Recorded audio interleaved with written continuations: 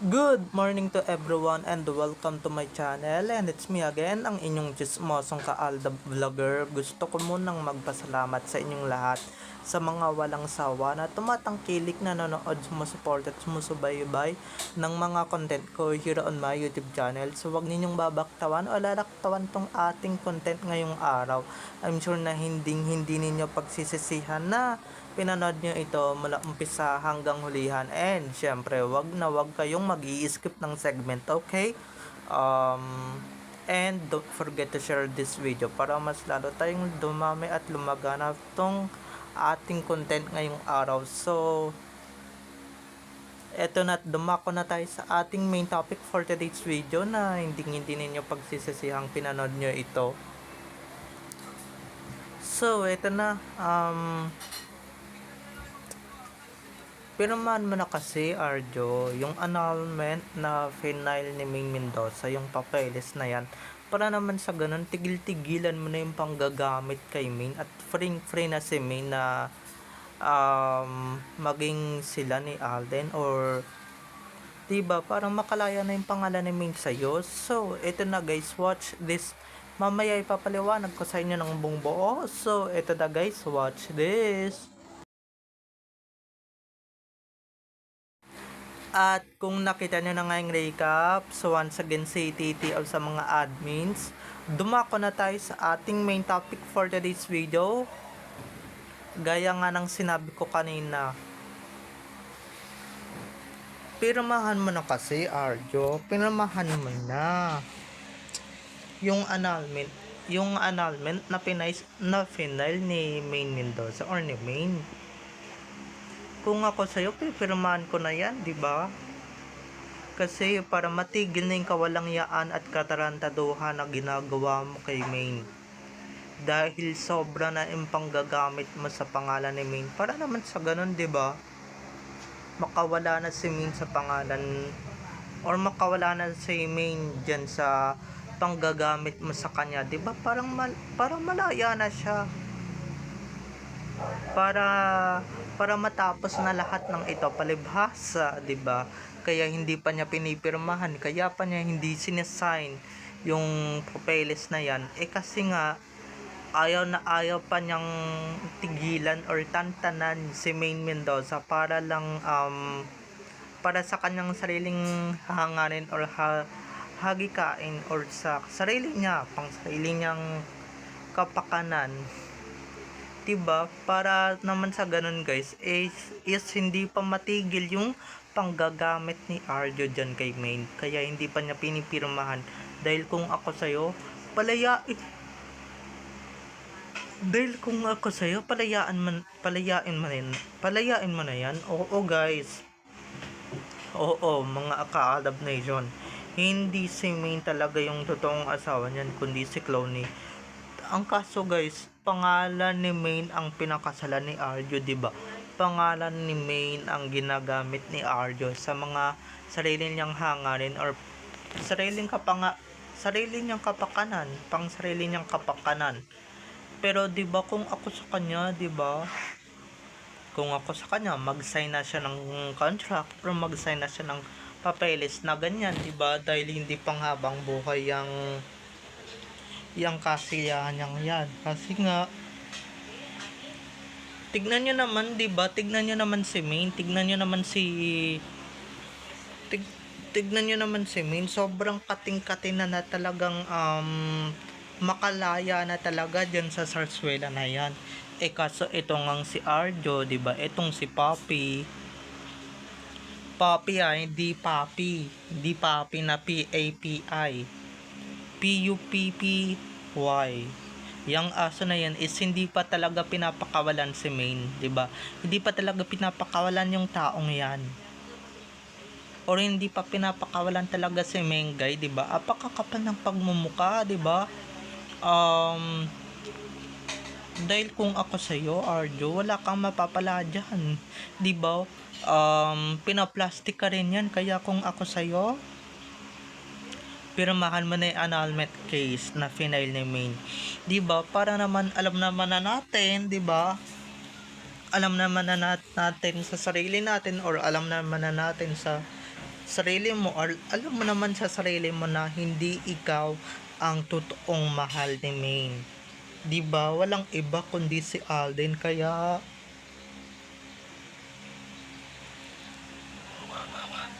sorry na lang ha. Tantanan mo na si Maine, tantanan mo na yung tao dahil ikaw lang naman din talaga yung masasaktan eh. 'Di ba? Ikaw lang naman din talaga yung masasaktan. Ikaw lang naman din talaga yung gumagawas ng ikasasakit mo, 'di ba? Dahil ito guys kinakarma na si Ming, 'di ba? Kinakarma na yung tao, yung pangalan ni Ming napakadumi na, 'di ba? Hindi na alam ni Ming kung paano linisan yung kanyang pangalan, 'di ba? Yan lang talaga yung matinding gagawin ni Maine kung sakali yung makawala sa panggagago at pananalantado ni Arjo or panghahayop ni Arjo sa pangalan niya, 'di ba? Para naman sa ganun malayang malaya na si Maine na ipagsigawan ulit si Alden, yung hindi na siya mapipilitan na batiin si Arjo on cam, 'di ba?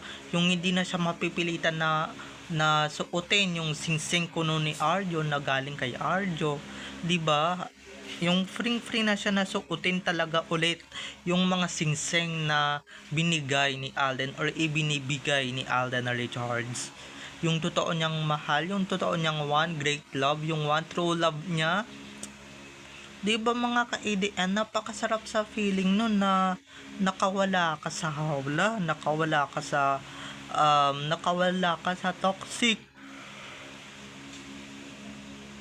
na scripted na sarsuela, or nakawala ka talaga dyan sa toxicity na dala ni Arjo sa buhay mo. Kaso nga itong Arjo na to, 'di ba, ayaw pa niyang pakawalan yung pangalan ni Maine or yung buong pagkatao na ni Maine, dahil buong pagkatao ni Maine talaga yung minsan nakikita natin, 'di ba? Ayaw pa niya talaga pakawalan. Ano bang hanap mo? Ano pa bang habol mo? 'Di ba? Hindi pa ba enough sa'yo yung panggagamit mo kay Maine, 'di ba? Halos mabash na nga siya ng mga tao, halos mayurakan na yung pagkatao ni Maine, halos mabash na siya ng bonggang-bongga. Tapos ikaw, papetiks-fetiks lang talaga, pa-chill-chill lang talaga ng bonggang-bongga, 'di ba? Walang ya talaga tong Arjo at din natin, 'di ba?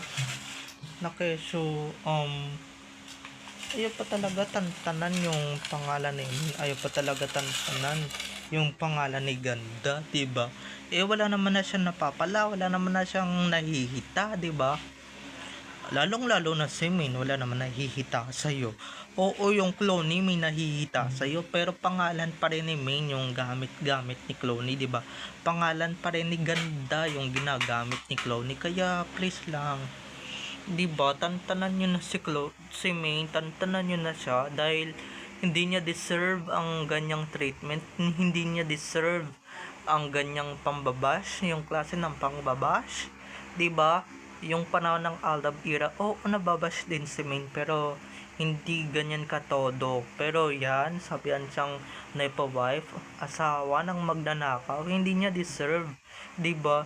Hindi niya deserve, lalong lalo na yung, 'di ba? Kaya bang maaga pa pakawalan mo na, utang na loob, 'di ba? Utang na loob, talagang pakawalan mo na dahil ever since talagang nadikit sa iyo si Maine or nadikit sa iyo yung pangalan ni Maine, ay wala na, 'di ba? Nayura ka na yung pagkatao ni Maine, nayura ka na talaga yung pangalan ni Maine, nayura ka na talaga yung buong pangalan ni Maine, 'di ba? Baka pag, 'di ba, dati pag sinasabing Maine Mendoza, phenomenal queen, phenomenal star, other half ng Aldab. Ngayon, pag sinabi mong Maine, ay nako, iba na meaning. Pag sinabi mong Maine, yung meaning niyan, nepo wife, asawa ng magnanakaw, 'di ba? Asawa ng kurakot, 'di ba? Pakasasakit ng salitang ganyan mga ka-ADN.